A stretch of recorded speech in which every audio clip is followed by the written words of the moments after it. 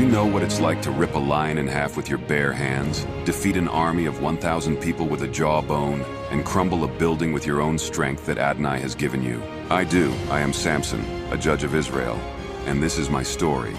Years after the exodus from Egypt, again the Israelites did evil in the eyes of Adonai. So Adonai delivered them into the hands of the Pelishtim for 40 years. A certain man of Zorah, named Manoach, from the clan of Dan, had a wife who was childless, unable to give birth. The angel of Adonai appeared to her and said, "You are barren and childless, but you are going to become pregnant and give birth to a son. Now see to it that you don't drink any wine or any other intoxicating drink, and that you do not eat anything unclean. You will become pregnant and have a son whose head is never to be touched by a razor, because the boy is to be a Nazir, dedicated to Adonai from the womb. He will take the lead in delivering Israel from the hands of the Pelishtim." After the encounter, my mother went to my father and told him, "A man from Adonai came to me. He looked like an angel of Adonai. Very awesome. I didn't ask him where he came from, and he didn't tell me his name, but he said to me, 'You will become pregnant and have a son. Now then, drink no wine or other intoxicating drink, and do not eat anything unclean, because the boy will be a Nazir of Adonai from the womb until the day of his death.' Then my father prayed to Adonai, 'Pardon your servant Adonai. I beg you to let the man of Adonai you sent to us come again to teach us how to bring up the boy who is to be born.' Adonai heard Manoach, my father, and the angel of Adonai came again to the woman while she was out in the field. But her husband Manoach was not with her. My mother hurried to tell her husband, 'He's here, the man who appeared to me the other day.' Then Manoach got up and followed his wife. When he came to the man, he said, 'Are you the man who talked to my wife?' 'I am,' he said. So Manoach asked him, 'When your words are fulfilled, what is to be the rule that governs the boy's life and work?' The angel of Adonai answered, 'Your wife must do all that I have told her. She must not eat anything that comes from the grapevine, nor drink any wine or other fermented drink, or eat anything unclean. She must do everything I have commanded her.' Manoach said to the angel of Adonai, 'We would like you to stay until we prepare a young goat for you.' The angel of Adonai replied, 'Even though you detain me, I will not eat any of your food. But if you prepare a burnt offering, offer it to Adonai.' Manoach did not realize that it was the angel of Adonai. Then Manoach inquired of the angel, 'What is your name, so that we may honor you when your word comes true?' He replied, 'Why do you ask my name? It is beyond understanding.' Then Manoach took a young goat, together with a grain offering, and sacrificed it on a rock to Adonai. And Adonai did an amazing thing while Manoach and his wife watched. As the flame blazed up from the altar toward heaven, the angel of Adonai ascended in the flame. Seeing this, Manoach and his wife fell with their faces to the ground. When the angel of Adonai did not show himself again to Manoach and his wife, Manoach realized that it was the angel of Adonai. And 9 months later, the woman gave birth to a boy and named me Samson. I grew, and Adonai blessed me heavily. You'll see how later. And the spirit of Adonai began to stir within me when I was in the camp of Dan, between Zorah and Eshtaol. Fast forward about 20 years. I went down to Timnah and saw a beautiful young Philistia woman. When I returned, I said to my father and mother, 'I have seen a Philistine woman in Timnah. Now please get her for me as my wife.' My father and mother replied, 'Isn't there an acceptable woman among your kinsmen, or among all our people? Must you go to the uncircumcised Pelishtim to get a wife?' But I replied back to my father, 'Get her for me. She's the right one for me.' My parents did not know that my request was from Adonai, who was seeking a pretext to confront the Pelishtim, for at that time they were ruling over Israel. I went down to Timnah together with my father and mother. As we approached the vineyards of Timnah, I suddenly heard growling. I turned my head and saw a young lion running toward me. The spirit of Adonai came powerfully upon me, so that when the lion tried to jump on me, I tore the lion apart with my bare hands as I might have torn a young goat. Shocked at what I had just done, I told neither my father nor my mother, and carried on like nothing had happened. When I got to the town, I went down and talked with the woman. I liked her very much. Months later, when I was on my way to marry her, I stumbled across the lion's carcass that I had killed, and saw a swarm of bees and honey. I was famished, so I scooped out the honey with his hands and ate as I went along. When I rejoined my parents, I gave them some, and they ate it too, but I did not tell them where I got it. Sometime later, my father went down to see the woman I married. There I held a feast, as was customary for us young men. When the people saw me, they chose 30 men to be my companions. I then said to them, "Let me tell you a riddle. If you can give me the answer within the 7 days of the feast, I will give you 30 linen garments and 30 sets of clothes. If you can't tell me the answer, you must give me 30 linen garments and 30 sets of clothes." "Tell us your riddle," they said. "Let's hear it." I replied, "Out of the eater, something to eat. Out of the strong, something sweet."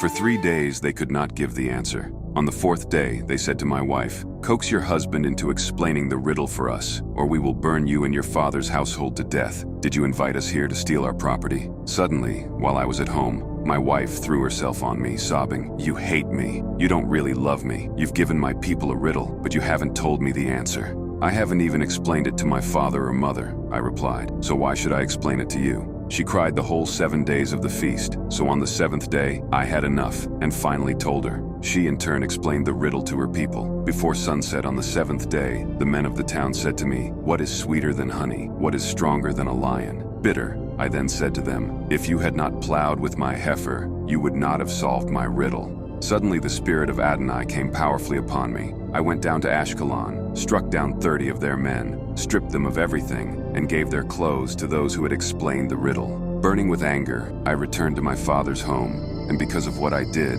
my wife was given to one of my companions who had been best man at my wedding.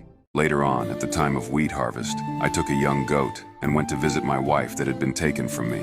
I said, "I'm going to my wife's room," but her father would not let me go in. He said, "I was so sure you hated her that I gave her to your companion. Isn't her younger sister more attractive? Take her instead." I said to them, "This time I have a right to get even with the Pelishtim. I will really harm them." I went out and caught 300 foxes and tied them tail to tail in pairs. I then fastened a torch to every pair of tails, lit the torches, and let the foxes loose in the standing grain of the Pelishtim. I burned up their shocks and standing grain, together with the vineyards and olive groves. When the Pelishtim asked, "Who did this?" they were told, "Samson, the Timnite's son-in-law," because his wife was given to his companion. So the Pelishtim went up and burned her and her father to death. Stricken with anger and grief, I screamed to them, "Since you've acted like this, I swear that I won't stop until I get my revenge on you." I continued to attack them viciously and slaughtered many of them. Tired from battle, I went down and stayed in a cave in the rock of Etam. As I was resting, the Pelishtim went up and camped in Yehuda, spreading out near Lechi. The people of Yehuda approached them and asked, "Why have you come to fight us?"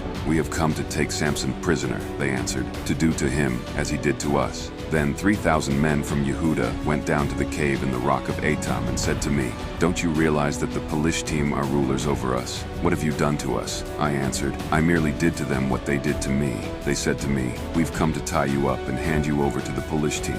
I said, "Swear to me that you won't kill me yourselves." "Agreed," they answered. "We will only tie you up and hand you over to them. We will not kill you." So they bound me with 2 new ropes and led me up from the rock. As I approached Lehi, the Pelishtim came toward me shouting. The Spirit of the Lord came powerfully upon me. The ropes on my arms became like charred flax, and the bindings dropped from my hands. Finding a fresh jawbone of a donkey, I grabbed it and struck down 1,000 men.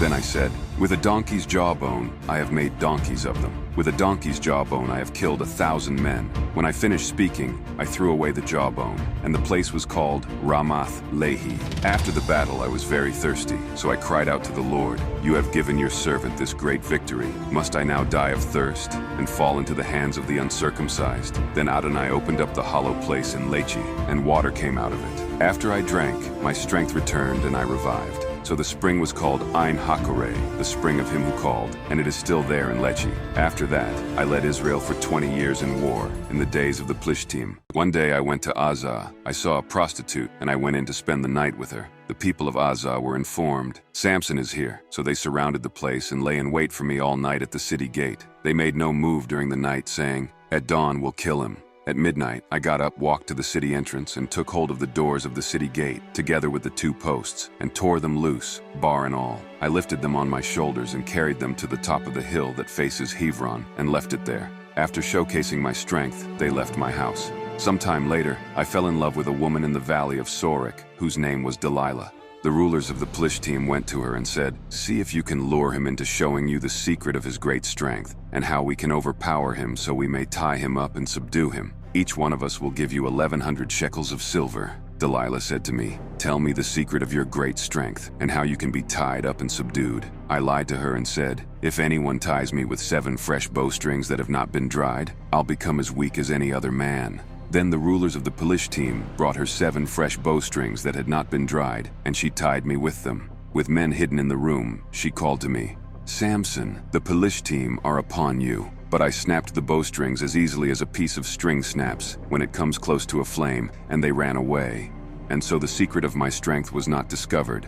A little later, Delilah said to me, "You have made a fool of me. You lied to me. Come now, tell me how you can be tied." I said, "If anyone ties me securely with new ropes that have never been used, I'll become as weak as any other man." So Delilah took new ropes and tied me with them. Then, with men hidden in the room, she called to me saying, "Samson, the Pelishtim are upon you." But I snapped the ropes off my arms as if they were threads, and again the men ran away. Delilah then said to me, "All this time you have been making a fool of me and lying to me. Tell me how you can be tied." I replied, "If you weave the 7 braids of my head into the fabric on the loom and tighten it with the pin, I'll become as weak as any other man." So while I was sleeping, Delilah took the 7 braids of his head, wove them into the fabric, and tightened it with the pin. Again she called to me, "Samson, the Pelishtim are upon you." Unamused, I awoke from my sleep and pulled up the pin and the loom with the fabric, and the men ran away a final time, those cowards. Then she said to me, "How can you say, 'I love you,' when you won't confide in me?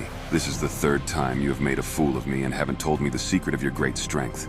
With such nagging, she prodded me day after day until I was sick to death of it. I told her everything. No razor has ever been used on my head because I have been a Nazir of God from my mother's womb. If my head were shaved, my strength would leave me and I would become as weak as any other man. After Delilah saw that I had told her everything, she sent word to the rulers of the Pelishtim, "Come back once more. He has told me everything." So the rulers of the Pelishtim returned with the silver in their hands. After putting me to sleep on her lap, she called for someone to shave off the 7 braids of my hair, and so began to subdue me, and my strength left me. Then she called, "Samson, the Pelishtim are upon you." I awoke from my sleep and thought, "I'll go out as before and shake myself free." But I did not know that the Lord had left me. Then the Pelishtim seized me, gouged out my eyes, and took me down to Azah. Binding me with bronze shackles, they set me to prison, making me grind grain in the mill. As the weeks went on while I was in prison, the hair on my head began to grow again after it had been shaved. The rulers of the Pelishtim assembled to offer a great sacrifice to Dagon their god, and to celebrate, saying, "Our God has delivered Samson, our enemy, into our hands." When the people saw me, they praised their God, saying, "Our God has delivered our enemy into our hands, the one who laid waste our land and multiplied our slain." While they were in high spirits, they shouted, "Bring out Samson to entertain us." So they called me out of the prison, forced to make a fool of myself, and I performed for them. When they stood me among the pillars, I said to the servant who held my hand, "Put me where I can feel the pillars that support the temple, so that I may lean against them." Now the temple was crowded with men and women. All the rulers of the Pelishtim were there, and on the roof were about 3,000 men and women watching me perform. I called to Adonai, "Adonai, Elohim, just this once please think of me, and please give me strength so that I can take revenge on the Pelishtim for at least one of my 2 eyes." Then I reached toward the 2 central pillars on which the temple stood. Bracing myself against them, my right hand on the one and my left hand on the other, I screamed, "Let me die with the Pelishtim." Then I pushed with all my might, and down came the temple on the rulers and all the people in it. Thus I killed many more when I died than while I lived. My brothers and all my father's family came down, took my body, brought it up, and buried it between Zorah and Eshtaol in the tomb of my father Manoach. I had judged Israel 20 years.